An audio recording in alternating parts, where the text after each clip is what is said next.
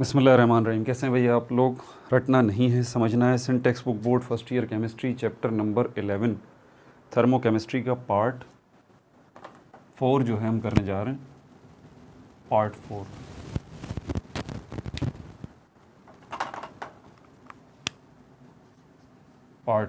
ये पार्ट 15 तो वो एमडीकेट सीरीज़ चल रही है ना, ये उसके लिए लिखा हुआ है।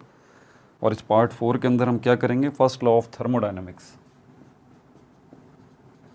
First law of thermodynamics. Copy pencil ले लीजिए, लेक्चर को नोट करना है और मुस्कुराते रहना है। फर्स्ट लॉ ऑफ थर्मोडायनेमिक्स को समझना है ना अगर आपने, तो आप ज़रा इस लेक्चर को छोड़ के मेरी बात सुने ज़रा तफसील से।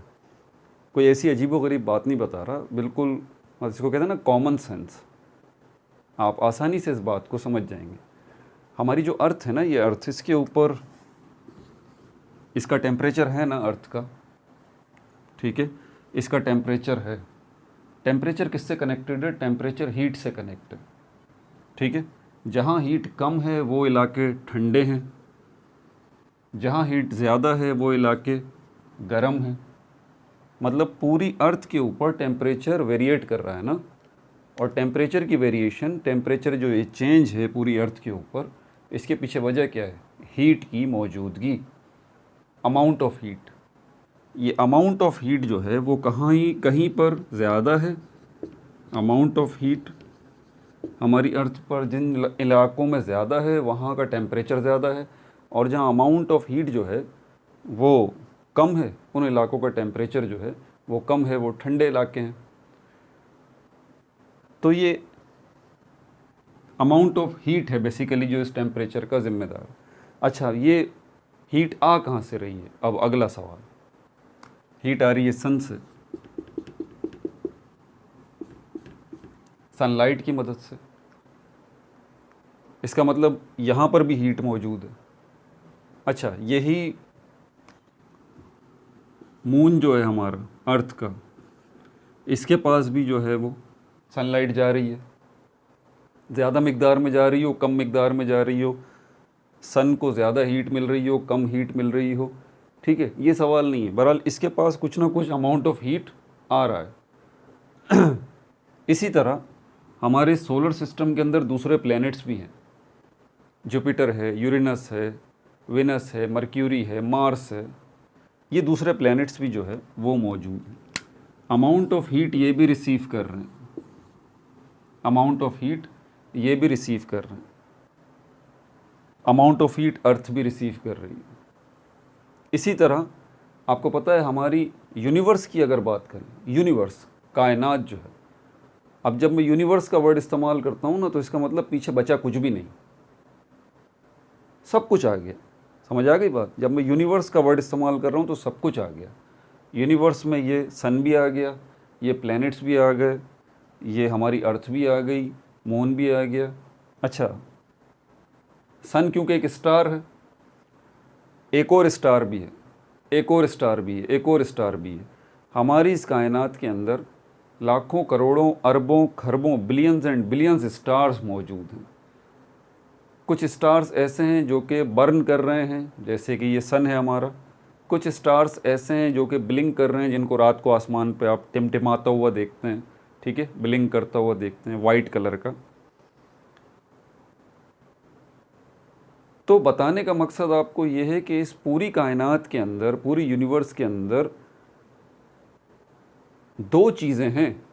एक तो ये इस किस्म की चीज़ें हो गई जिसको छू सकते हैं, देख सकते हैं, ठीक है, सूरज है, चांद, सितारे, ये सैयारे सारे के सारे, और दूसरे स्टार्स हैं पूरी कायनात में जितने भी हैं।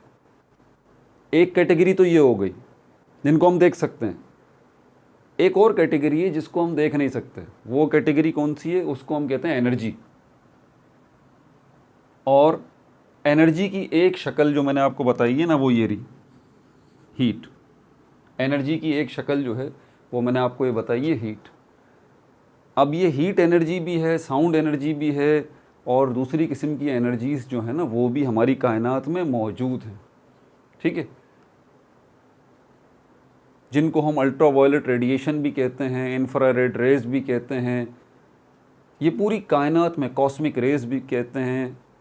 और पता नहीं उसी एनर्जी के हमने बहुत सारे मुख्तलिफ नाम रखे हुए हैं। समझ में आ गई बात। लेकिन घूम फिर के अगर मैं आपसे पूछूं इस पूरी कायनात में क्या है, तो आप दो लफ्ज़ में बता देंगे, मैटर और एनर्जी। मैटर और एनर्जी, सही बात। अब इनका अमाउंट फिक्स्ड है, फिक्स्ड है। मैटर का भी, जो ये हमारा सूरज, चांद, सितारे, सैयारे और ये अर्थ है हमारी, इसका अमाउंट भी फिक्स्ड है। और एनर्जी की कोई सी भी शक्ल हो, एनर्जी की कोई सी भी शक्ल हो, हीट की शक्ल हो, लाइट की शक्ल हो, साउंड की शक्ल हो, कॉस्मिक रेज हैं, किसी भी शक्ल में एनर्जी मौजूद है, उसका भी कोई ना कोई फिक्स्ड अमाउंट मौजूद है, उसका भी कोई ना कोई फिक्स्ड अमाउंट मौजूद है, फिक्स्ड अमाउंट मौजूद है। ये बात याद रखिएगा, मैटर और एनर्जी इस पूरी कायनात में और कुछ भी नहीं है। और ये दो चीज़ें हैं ना, इनका अमाउंट फिक्स्ड है। अब इन सब में से, एनर्जी की इतनी सारी फॉर्म्स में से, मैं सिर्फ हीट की बात कर रहा हूँ, दूसरों की किसी की बात नहीं कर रहा, दूसरों की बात नहीं कर रहा है, याद रहे, सिर्फ हीट की बात कर रहा हूँ। तो इस हीट का अमाउंट भी फिक्स्ड है, ठीक है। अब आप इस अर्थ पे मौजूद हैं, आप इस अर्थ पे मौजूद हैं, आप अपनी केमिस्ट्री लैब में मौजूद हैं, और आपके पास जो है वो ये एक बीकर है, ठीक है, साइलेंडर है जिसके अंदर गैसेस मौजूद हैं, और इसके ऊपर ये पिस्टन लगा हुआ है इस तरह का। ये फ्रिक्शनलेस पिस्टन होता है, पिस्टन, ठीक है, ये पिस्टन है, और इसके अंदर ये गैस मौजूद है। ये टाइटली पैक्ड है। मतलब टाइटली पैक्ड से मतलब ये कि ये पिस्टन ऐसा है जो मूवेबल है, अप एंड डाउन जा सकता है। और इसके अंदर ये जो गैस है ना, ये भी अप एंड डाउन, आपको पता है गैस रुकेगी तो नहीं, तो जैसे ही आप पिस्टन को ऊपर करेंगे तो गैस फैल के ऊपर हो जाएगी, और पिस्टन को नीचे करेंगे तो गैस सिमट के कम हो जाएगी। मतलब ये गैस एक्सपेंड भी हो सकती है और कंप्रेस भी हो सकती है। मैं ये बात कर रहा था हीट की। आप इसको जैसे ही, इस गैस को आप हीट देंगे तो हीट मिलने पे क्या होता है आपको पता है, चीज़ें एक्सपेंड करती हैं ना, फैलती हैं। तो ये गैस जो है ये भी एक्सपेंड करेगी, एक्सपेंड करेगी तो प्रेशर लगाएगी किसके ऊपर, इस पिस्टन के ऊपर। ये पिस्टन आपका यहाँ से, ठीक है, यहाँ से निकल के यहाँ आ जाएगा। ये पिस्टन की दूसरी पोजीशन हो गई, और गैस यहाँ से यहाँ तक आ गई, ये आ गई। दूसरी सिचुएशन में अगर आप, अभी आपने हीट दी है, अब आप हीट लेते हैं। अब देखिए, मैं ये नहीं कह रहा कि आप इसको ठंडा करेंगे, क्योंकि ये जो ठंडा करना वर्ड है ना, ये असल में है ही गलत। इसको इस्तेमाल नहीं करना चाहिए कि यहाँ ठंडक है, ये गलत वर्ड है। ये बोलना चाहिए यहाँ हीट की कमी है। ठंडक वर्ड, चिलनेस, कोल्डनेस, ये जो है ना, ये कन्फ्यूजिंग वर्ड है साइंस की दुनिया में, इसको नहीं होना चाहिए। ये होना चाहिए कि हीट यार ज़्यादा है और हीट कम है, ठंडक कुछ नहीं होती। तो अभी आपने हीट को ज़्यादा किया, तो ये जो आपकी गैस है, अब मैं इसको बुलाऊंगा सिस्टम। जो बच्चे पिछली वीडियो देखते हुए आ रहे हैं उन्हें पता है, ये सिस्टम है। आपका सिस्टम एक्सपेंड करेगा, ठीक है, प्लस करने पर, और हीट को माइनस करने पर, यानी कि हीट को कम करने पर क्या होगा, श्रिंक होगी। तो आपकी पिस्टन जो है ना, खुद ब खुद नीचे आ जाएगा, यहाँ ऐसे, यहाँ पर आ जाएगा।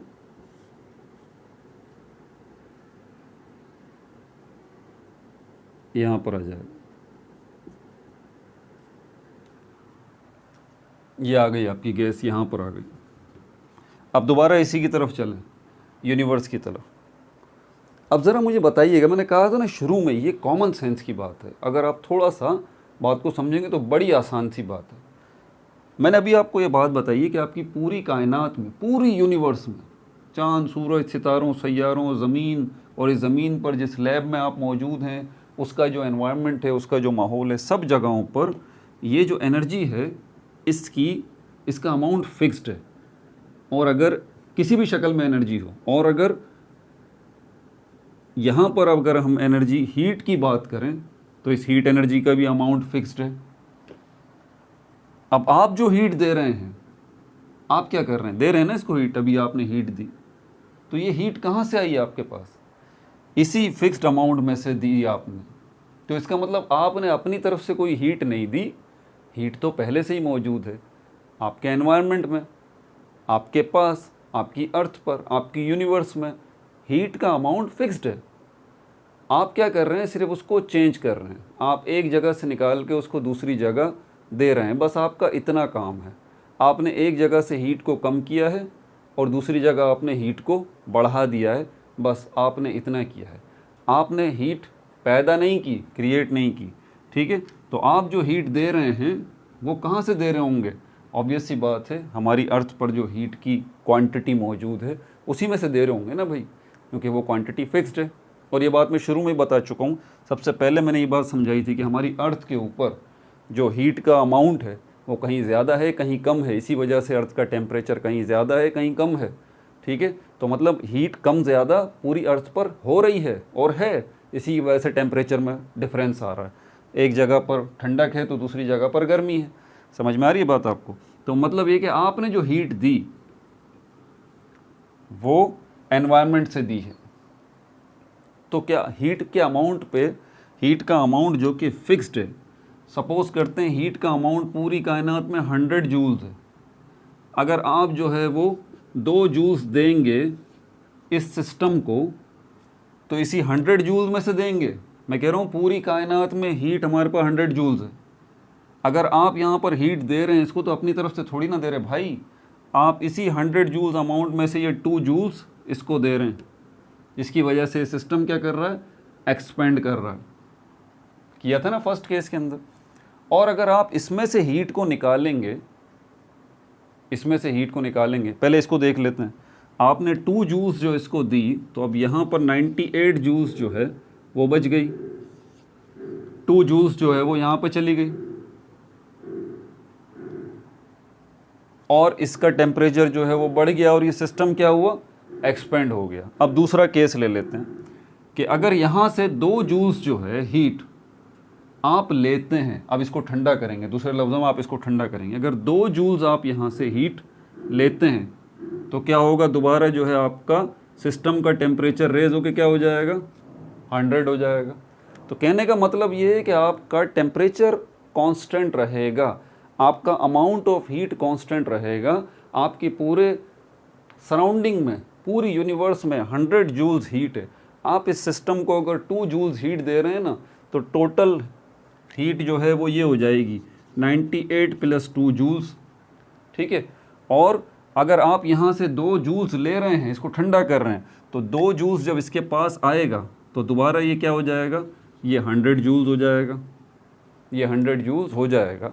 मतलब टोटल अमाउंट ऑफ हीट जो है वो कांस्टेंट रहेगा। इस बात को पक्का जहन में रखें। आप किसी चीज़ को गर्म करते हैं, हीट उसको देते हैं, तो total fixed amount of heat में से देते हैं। आप किसी सिस्टम में से हीट को निकालते हैं, वापस पहुंचाते हैं, तो जो आप निकाल रहे हैं हीट को, तो आप उसी टोटल अमाउंट ऑफ हीट जिसमें से आपने ली थी उसी को आप वापस दे रहे हैं। टोटल पे कोई फ़र्क नहीं पड़ रहा। यही है हमारा फर्स्ट लॉ ऑफ थर्मोडायनामिक्स, यही है हमारा फर्स्ट लॉ ऑफ थर्मोडायनामिक्स, जिसको हम मुख्तलिफ नामों से पुकारते हैं। इसी फर्स्ट लॉ ऑफ थर्मोडायनामिक्स को हम ये भी कहते हैं law of conservation of energy, कहते हैं ना। कंजर्वेशन का मतलब क्या होता है, कंजर्वेशन का मतलब होता है बका को अपनी कायम रखना, अपने वजूद को कायम रखना, कंजर्व कर देना। समझ आ रही है बात, इसको कहते हैं कंजर्वेशन, कंजर्व कर देना, अपने वजूद को कायम रखना, अपनी बका को कायम रखना, ठीक है।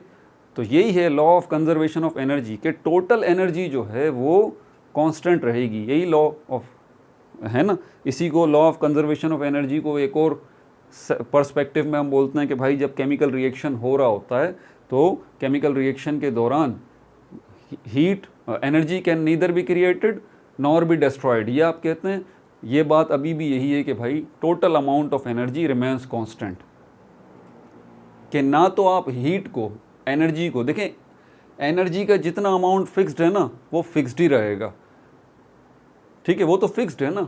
अभी मैं साबित कर चुका हूँ कि आप जो कुछ भी करेंगे वो कमी कर रहे हैं हीट में या ज़्यादती कर रहे हैं हीट में, तो आप टोटल में से ही कर रहे हैं, टोटल पे फ़र्क नहीं पड़ेगा, टोटल तो 100 ही रहेगा। ये बात मैंने बताई है आपको। तो यही law of conservation of energy है, वो भी यही कहता है energy can neither be created nor be destroyed. आप एनर्जी को ना तो क्रिएट कर सकते हैं ना डिस्ट्रॉय कर सकते हैं, आप सिर्फ एक फॉर्म से दूसरी फॉर्म में ला सकते हैं। इसका मतलब हुआ कि टोटल एनर्जी रिमेन्स कांस्टेंट। और यही है फर्स्ट लॉ ऑफ थर्मोडायनामिक्स भी आपको यही बताता है कि total energy of the system remains constant, कि टोटल एनर्जी जो है उसके ऊपर कोई फ़र्क नहीं पड़ता। ठीक है भाई, अब इसके नोट्स ले लीजिए और इसकी डेरिवेशन भी है। अभी फर्स्ट लॉ ऑफ थर्मोडायनामिक्स को मैथमेटिकली जो है वो हम कैसे एक्सप्रेस कर सकते हैं।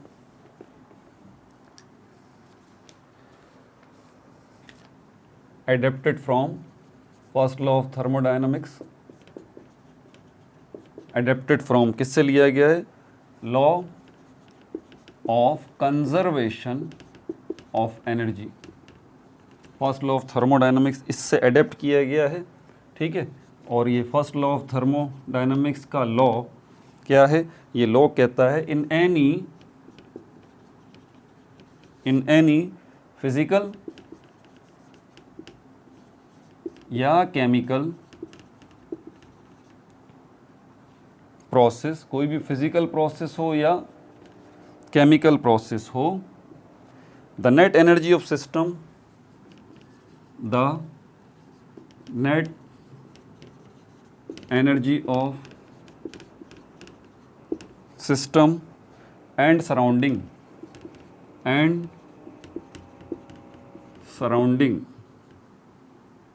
remain constant।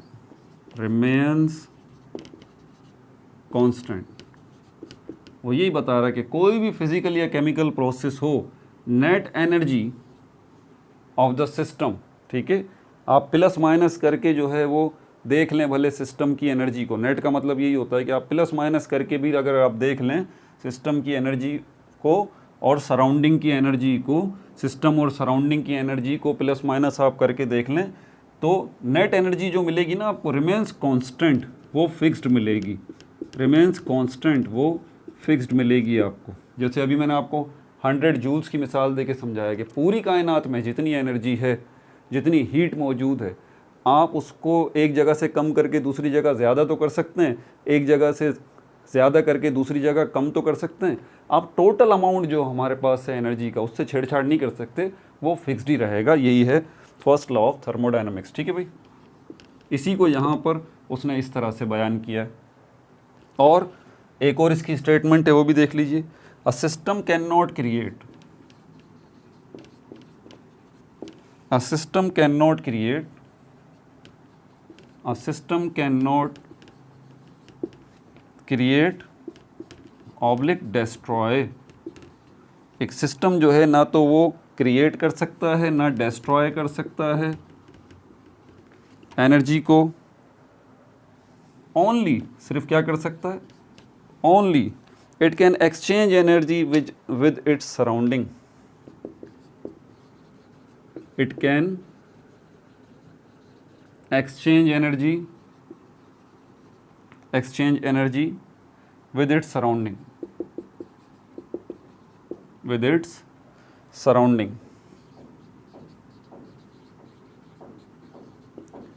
It can exchange energy with its surrounding, किस में, in the form of heat and work,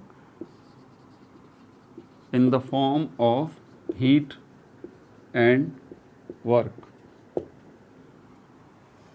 यानी कि बता रहा है कि एक सिस्टम जो है वो ना तो एनर्जी को क्रिएट कर सकता है ना वो एनर्जी को डिस्ट्रॉय कर सकता है। जैसे कि अभी हमने एक सिस्टम देखा था, वो जो गैस मौजूद थी सिलेंडर के अंदर, तो only it can exchange energy with its surrounding. वो सिस्टम सिर्फ एनर्जी को एक्सचेंज कर सकता है, लेन देन कर सकता है, दे सकता है, ले सकता है, ठीक है, लेकिन वो सिस्टम क्रिएट नहीं कर सकता एनर्जी को, ना ही एनर्जी को डिस्ट्रॉय कर सकता है। ठीक है, in the form of heat and work, दो शक्लों के अंदर, हीट और वर्क की शक्ल में।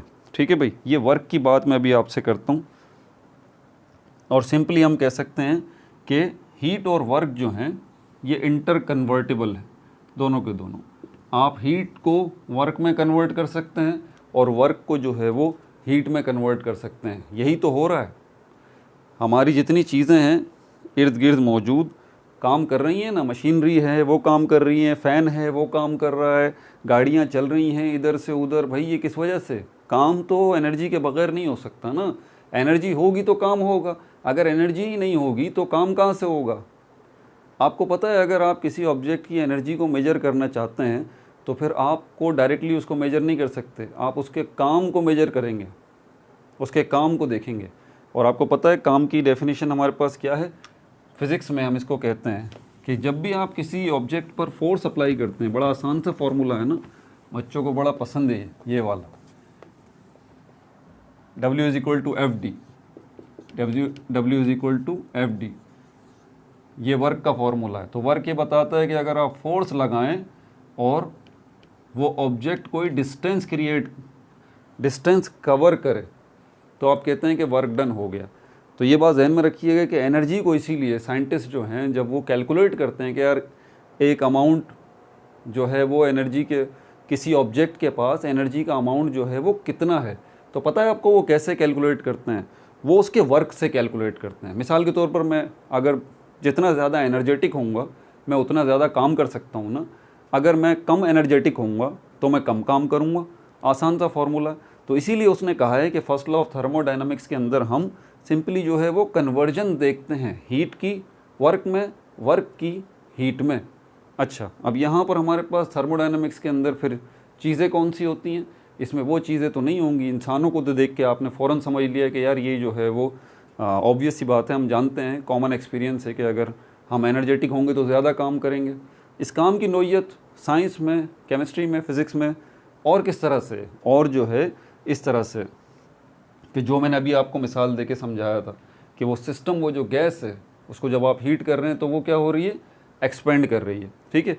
और जब आप उसको जो है वो हीट उससे ले रहे हैं तो क्या हो रही है? वो श्रिंक कर रही है। तो ये क्या हो रहा है? ये गैस जो एक्सपेंड हो रही है, कंप्रेस हो रही है, ये क्या है भाई? यही तो वर्क डन है, यही काम है। समझ आ रही है बात आपको? यही काम है। और ये काम कब हो रहा है? गैस ने कब काम किया? गैस कब एक्सपेंड हुई? जब उसने हीट ली। और गैस कब जो है वो श्रिंक हुई? जब उसने हीट दी। समझ में आ रही है बात? तो ये हीट का काम के साथ बड़ा गहरा ताल्लुक़ है। या आप ये समझ लें कि हीट और वर्क जो है वो एक ही चीज़ की दो हालतें हैं, ठीक है भाई। अब ज़रा इसकी मैथमेटिकल डेरिवेशन देख लें आप। Mathematical derivation of first law of thermodynamics. Derivation first law of thermodynamics की डेरिवेशन ये रही। पहले मैं लिख देता हूँ आपको, ये देखें, ये डेल्टा ई जो है ये बराबर है Q plus W, Q plus W। अब इसका क्या मतलब है? क्या यही फर्स्ट लॉ ऑफ थर्मोडायनामिक्स की डेरिवेशन है?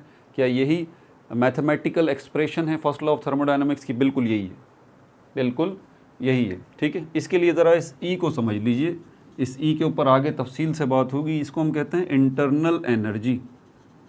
इंटरनल एनर्जी, ये इंटरनल एनर्जी कहाँ होती है? ये इंटरनल एनर्जी ऑब्जेक्ट्स के पास होती है। ऑब्जेक्ट्स किससे मिलके बने हैं भाई? ऑब्जेक्ट्स पार्टिकल्स से मिलके बने हैं, एटम्स से, मॉलिक्यूल्स से, आइंस से। और इन पार्टिकल्स के अंदर वो एनर्जी कहाँ होती है? ये इंटरनल एनर्जी कहाँ होगी? जब हम कह रहे हैं कि इंटरनल एनर्जी ऑब्जेक्ट्स के पास है, मतलब ऑब्जेक्ट्स के पार्टिकल्स के पास है, मतलब ऑब्जेक्ट्स के पार्टिकल्स के पास कहाँ? बॉन्ड्स में प्लस मास में। पार्टिकल्स के मास के पास एनर्जी है और पार्टिकल्स के बॉन्ड्स के पास एनर्जी। पार्टिकल्स के दरमियान जो बॉन्ड है ना उसके पास एनर्जी है, और पार्टिकल्स के मास जो है उसके पास एनर्जी है। बल्कि ये कहना ज़रूरी है कि मास और एनर्जी भी असल में एक ही चीज़ की दो नाम हैं। आप मास को एनर्जी में कन्वर्ट कर सकते हैं, एनर्जी को मास में कन्वर्ट कर सकते हैं, ठीक है। तो मैं इक्विवेलेंट लूँगा यहाँ पर कि जो मास है इस ऑब्जेक्ट का असल में वही एनर्जी है, और उसी को हम इंटरनल एनर्जी कहेंगे। और इन ऑब्जेक्ट्स पार्टिकल्स से मिलकर बनती है, पार्टिकल्स में बॉन्ड मौजूद हैं, और बॉन्ड के अंदर ये इंटरनल एनर्जी मौजूद है। मतलब इंटरनल एनर्जी जो है वो लमसम सारी की सारी एनर्जी को कहते हैं, जो मास है और जो वहाँ पर केमिकल बॉन्ड्स जो है वो बने हुए हैं, ठीक है। तो इसको इंटरनल एनर्जी हम कहते हैं। अब एक ऑब्जेक्ट की, जैसे कि ये मिसाल ली थी हमने, ये बीकर है, ठीक है, और इसके ऊपर पिस्टन लगा हुआ है, फ्रिक्शनलेस पिस्टन, और यहाँ पर ये गैस मौजूद है। आप जब इसको हीट कर रहे हैं तो आप क्या कह रहे हैं, इसकी करंट इंटरनल एनर्जी भी तो कुछ ना कुछ होगी ना। अभी आपने इससे कोई छेड़छाड़ नहीं की, इसकी करंट, अभी इसकी एनर्जी ये E1 है, और जब आपने इसको हीट सप्लाई की, हीट को हम Q से रिप्रेजेंट करते हैं, जब आपने इसको हीट सप्लाई की तो ये एक्सपेंड हुआ और पिस्टन सिमट के यहाँ आ गया इस जगह पर।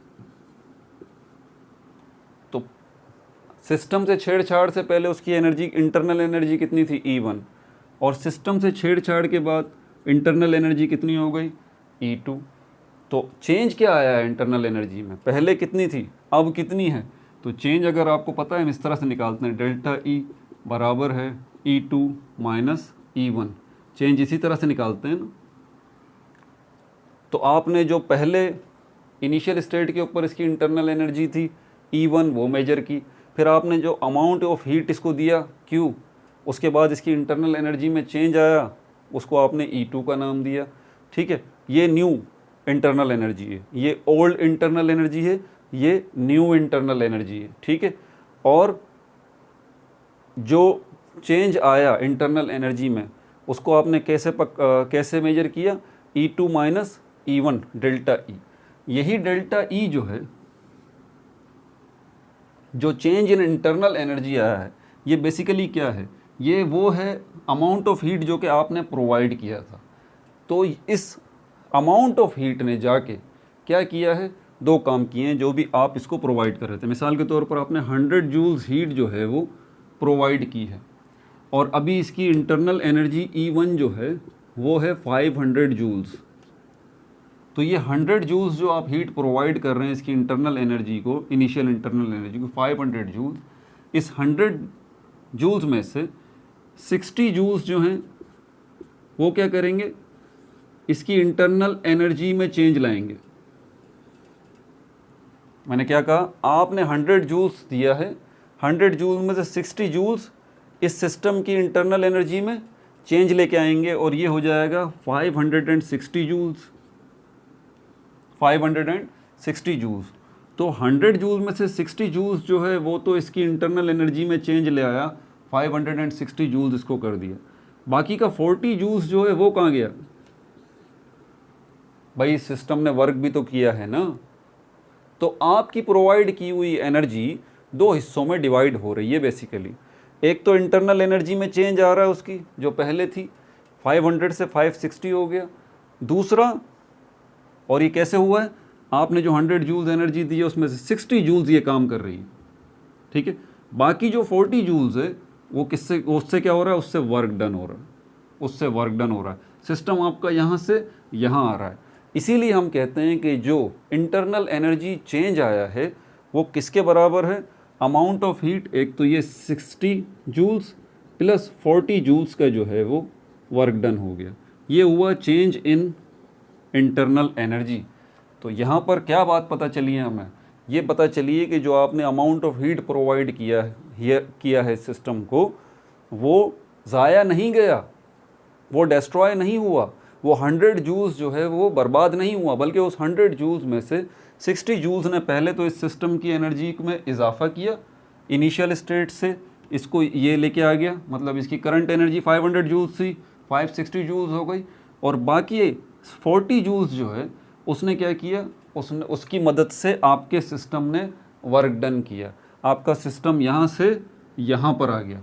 समझ में आ गई बात आपको। तो टोटल अमाउंट ऑफ एनर्जी जो आपने 100 जूल्स प्रोवाइड किया था वो ज़ाया नहीं गया। तो यहाँ पर चेंज इन इंटरनल एनर्जी जो है वो क्या होगा, 60 प्लस 40, ठीक है। अब ये काम जो आपने किया 100 जूल्स का, सपोज़ करते हैं कि आप 100 जूल्स दे नहीं रहे बल्कि 100 जूल्स इससे ले रहे हैं, ये भी तो हो सकता है ना, दोनों केसेस हो सकते हैं। तो क्या होगा, ऑब्वियस सी बात है कि इसकी करंट स्टेट जो 500 जूल्स है, अब वो 500 जूल्स से तो कितनी हो जाएगी, 400 जूल्स हो जाएगी internal energy, 400 joules internal energy इसकी रह जाएगी। तो ये 100 जूल्स जो आपने लिया है, ये किस शक्ल में लिया है भाई? ये आपने दो शक्लों में लिया है, दो शक्लों में लिया है। कौन सी? एक तो हीट निकलेगी यहाँ से, Q हीट निकलेगी इसमें से, आप हीट निकाल रहे हैं ना, आप ठंडा नहीं कर रहे थे, कि ठंडा करने वाली बात नहीं कहें इसको, आप कहें मैं इसमें से हीट ले रहा हूँ। तो आप जब इसमें से आप हीट ले रहे हैं तो हीट इसमें से निकलेगी ना यार। कितनी निकलेगी? आपने 100 जूल्स में से 60 जूल्स हीट जो है वो बाहर निकाल ली है। 100 जूल्स में से 60 जूल्स हीट की शक्ल में बाहर आई है, और 40 जूल्स जो है वो वर्क डन की शक्ल में बाहर आई है। किस तरह के? आपके सिस्टम ने स्क्वीज़ हो गया, आपका सिस्टम श्रिंक हो गया, आपका सिस्टम यहाँ था और यहाँ पर आ गया। समझ में आ गई बात? इन्हीं दोनों केसेस को जो अभी आपने सुना, एक को हम कहते हैं एक्सोथर्मिक रिएक्शन, दूसरे को हम कहते हैं एंडोथर्मिक रिएक्शन। समझ में आ रही है बात आपको? तो ये दूसरा केस है। तो यहाँ पर अब दो सिचुएशंस हैं हमारे पास, या तो आपका सिस्टम जो है वो हीट देने पर एक्सपेंड करता है, या आपका सिस्टम जो है वो हीट लेने पर श्रिंक करता है। दो केसेस हो गए। तो इन दो केसेस को मैं, अभी आपने देखा दो वर्क डन हो रहे हैं और दो क्यू मौजूद हैं, ठीक है। एक क्यू ये रहा और दूसरा क्यू ये रहा। एक क्यू वो था जब आप हीट दे रहे थे, और दूसरा क्यू कौन सा है? जब आप हीट सिस्टम से ले रहे हैं। एक वर्क डन वो था जिसके अंदर सिस्टम एक्सपेंड कर रहा था, दूसरा वर्क डन वो है जिसके अंदर सिस्टम श्रिंक कर रहा है, ठीक है। तो यहाँ पर अब ज़रूरत है साइंस की। आपको कैसे पता चलेगा? इसके अंदर ये फर्स्ट लॉ ऑफ थर्मोडायनामिक्स जो है, डेल्टा ई बराबर है क्यू प्लस डब्ल्यू के। तो ये जो वर्क डन हुआ है, सबसे डिफ़िकल्ट फॉर्म जो है ना, यहाँ पर बच्चे जिस पे बुरे तरीके से परेशान होते हैं वो साइंस होते हैं। बोलते हैं यार साइन पता नहीं यहाँ पॉजिटिव आएगा नेगेटिव आएगा। भाई आप देख लीजिए, अगर आपका सिस्टम एक्सपेंड कर रहा है, आप हीट प्रोवाइड कर रहे हैं, तो सब कुछ नेगेटिव हो जाएगा। बस आसान सा फॉर्मूला। आप प्रॉब्लम को पढ़ के ये देख लें कि आप सिस्टम को हीट दे रहे हैं ना, सिस्टम से हीट ले तो नहीं रहे। और अगर आप सिस्टम को हीट दे रहे हैं तो बस एक्सोथर्मिक रिएक्शन हो रहा है, सब कुछ नेगेटिव हो जाएगा, ये भी नेगेटिव हो जाएगा, ये भी नेगेटिव हो जाएगा, बस, ठीक है। और अगर आप सिस्टम से हीट ले रहे हैं, आपका सिस्टम श्रिंक कर रहा है, तो फिर क्या होगा? फिर इसको आप नेगेटिव नहीं लेंगे, इसको आप पॉजिटिव ही रहने देंगे। तो हीट सप्लाई करने पर ये सब नेगेटिव हो जाएगा, minus Q minus W. Heat supply करने पर एक्सोथर्मिक होगा, आपका सिस्टम एक्सपेंड करेगा। और हीट लेने पर सिस्टम से, सिस्टम को ठंडा करने पर आपका ये सब जो है वो पॉजिटिव रहेगा, ठीक है भाई। तो ये थी साइन का भी मैंने आपको बता दिया। एक्सोथर्मिक के लिए नेगेटिव आप लेंगे, एंडोथर्मिक के लिए पॉजिटिव लेंगे। अच्छा, एक्सपेंशन के लिए वर्क को नेगेटिव लेंगे, और कंप्रेशन के लिए वर्क को आप जो है वो पॉजिटिव लेंगे। ये बहुत ज़्यादा बच्चे जो है गलती करते हैं, इस चीज़ का ध्यान रखें। बराए मेहरबानी जब आप प्रॉब्लम को पढ़ रहे हो ना, प्रॉब्लम में क्लियरली इस चीज़ को देखें। MCQs जो आते हैं उसमें क्लियरली देखें कि वो आपको ये बता रहा है कि आप सिस्टम को हीट दे रहे हैं या सिस्टम से हीट आप ले रहे हैं। अब दो केसेस यहाँ पर और भी हो सकते हैं, इसके two cases first law of thermodynamics के भी देख लीजिए। टू केसेस, टू केसेस, इसके टू केसेस आप देख लें। टू केसेस, फर्स्ट केस जो है,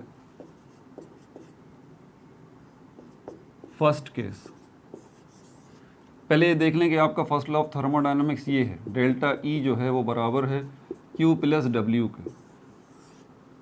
मतलब इंटरनल एनर्जी में जो चेंज आया है वो आपकी हीट से आया है, ठीक है, और आपकी दी हुई हीट का कुछ हिस्सा जो है वो वर्क डन में कन्वर्ट हुआ है, ठीक है। ये रहा आपका सिस्टम, और ये रहा पिस्टन, और ये रही गैस। अब समझ जाइएगा यार, बार बार इसको बनाना थोड़ा जो ना, पिस्टन को अप एंड डाउन करना, पता है आपको, बार बार पिक्चर बनानी पड़ती है। तो सपोज करते हैं आपने जो हीट सप्लाई की है Q, वो सिर्फ क्या कर रही है, वो इंटरनल एनर्जी में इजाफा कर रही है। सिर्फ इंटरनल एनर्जी इस सिस्टम की इंटरनल एनर्जी में इजाफा कर रही है। इसकी इंटरनल एनर्जी E1 थी 500 जूल्स, आपने Q जो दिया वो दिया 100 जूल्स, सिस्टम की एनर्जी जो E2 हो गई वो हो गई 600 जूल्स। ठीक है भाई, कोई परेशानी की बात नहीं। सिस्टम की एनर्जी इनिशियल ये थी, आपने 100 जूल्स हीट प्रोवाइड की, सिस्टम की न्यू एनर्जी ये हो गई।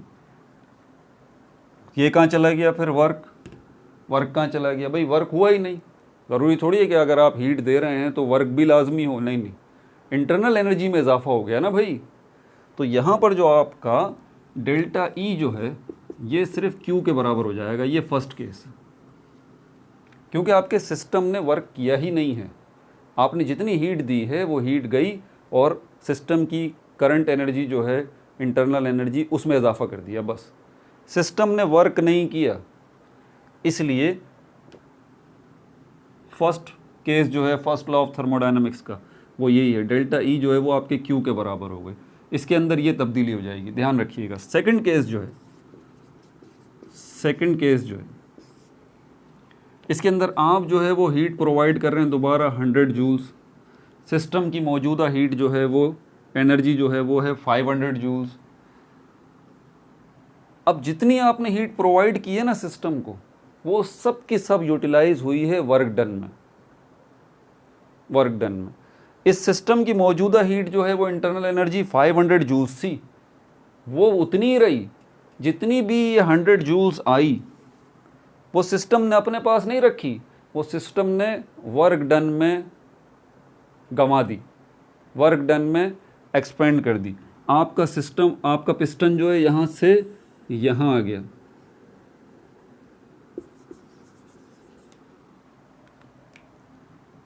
ठीक है। तो आपने जो 100 जूल्स दी है उसने क्या इंटरनल एनर्जी में चेंज आया है? नहीं, इंटरनल एनर्जी में कोई भी चेंज नहीं आया भाई, क्योंकि जितनी आपने 100 जूल्स दी थी वो सब की सब वर्क डन में कन्वर्ट हो गई। ठीक है, ये सेकंड केस है। तो इंटरनल एनर्जी जो है वो आपकी अभी यही रहेगी, जो E1 था वही E2 ही रहेगा, 500 था 500 ही रहेगा, क्योंकि सिस्टम ने वो हीट अपने पास रखी ही नहीं, सिस्टम ने तो उससे वर्क कर लिया। तो अब जो अगर मैं कहूँ कि डेल्टा ई जो है वो जो Q प्लस W के बराबर है, तो क्या अब इस केस के अंदर भी change in internal energy Q plus W के बराबर होगी? नहीं भाई, अब ये आपको Q को निकालना पड़ेगा। ठीक है, अब तो डेल्टा ई जो है वो सिर्फ प्योरली W के बराबर है। ये दूसरा केस है कि जितना इंटरनल एनर्जी में चेंज आया है ना, वो सारा का सारा चेंज बेसिकली वो वर्क डन है जो कि उस सिस्टम ने किया है।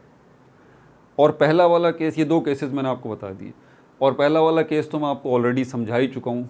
पहला वाला ये वाला नहीं है, फर्स्ट और सेकंड तो ये तो हो गए, लेकिन आमतौर पे ऐसा नहीं होता, ये मैं आपको बता दूँ। आमतौर पे क्या होता है कि आप जो है वो 100 जूल्स अगर एनर्जी दे रहे हैं ना सिस्टम को, ठीक है, 100 जूल्स हीट आप सिस्टम को दे रहे हैं, तो इसका कुछ हिस्सा, सपोज करते हैं 60 जूल्स जो है वो तो हीट की शक्ल में स्टोर हो जाएगा। ये आपका सिस्टम की न्यू इंटरनल एनर्जी जो है वो हो जाएगी 560 जूल्स, 560 जूल्स हो जाएगी, और जो 40 जूल्स होगा वो वर्क डन में चला जाएगा। 40 जूल्स जो होगा वो वर्क डन में चला जाएगा। और कभी कभी ऐसा भी होता है कि कुछ हीट का लॉस भी हो जाता है, ठीक है, कुछ हीट का लॉस भी हो जाता है। तो हम ये कह सकते हैं कि वर्क डन, एक और केस ले लें अगर, तो वर्क डन जो है वो 30 जूल्स से वर्क डन हो गया, 60 जूल्स जो है उसने इंटरनल एनर्जी में इजाफा कर दिया है, ये 500 से 560 हो गया, और 10 जूल्स जो है वो वेस्ट हो गया, एटमॉस्फेयर में चला गया दोबारा। आपका 100 जूल्स पूरा का पूरा यूटिलाइज नहीं हुआ। आपके 100 जूल्स जो आपने सिस्टम को दिए, 60 जूल्स से तो इंटरनल एनर्जी चेंज होके E1 से E2 हो गई 560, और 30 जूल्स से जो है क्या हो गया, वर्क डन हुआ, सिस्टम एक्सपेंड हुआ, और 10 जूल्स जो है वो वेस्ट हो गया, एटमॉस्फेयर में दोबारा चला गया। ठीक है भाई, तो और नॉर्मली आमतौर पे ऐसा ही होता है, ऐसा ही होता है। कुछ अमाउंट ऑफ हीट जो है वो इंटरनल एनर्जी जो है वो उसमें चेंज आता है, और कुछ अमाउंट जो है हीट का वो वर्क डन के लिए इस्तेमाल होता है, और कुछ अमाउंट ऑफ हीट जो है वो वेस्ट हो जाता है। ठीक है, ये किस केस के अंदर है? ये एक्सोथर्मिक के अंदर है। ये याद रखें, जब आप हीट सप्लाई कर रहे हैं तो मत भूलिएगा कि इस केस के अंदर वर्क को आपने नेगेटिव लेना है। एक्सोथर्मिक में जब आप हीट सप्लाई कर रहे हैं, वर्क को नेगेटिव रखना है, और किसको नेगेटिव रखना है? क्यू को भी नेगेटिव रखना है। ये बात मत भूलिएगा आप। ठीक है भाई, अपना बहुत ज़्यादा ख्याल रखिएगा। और like no subscribe only share.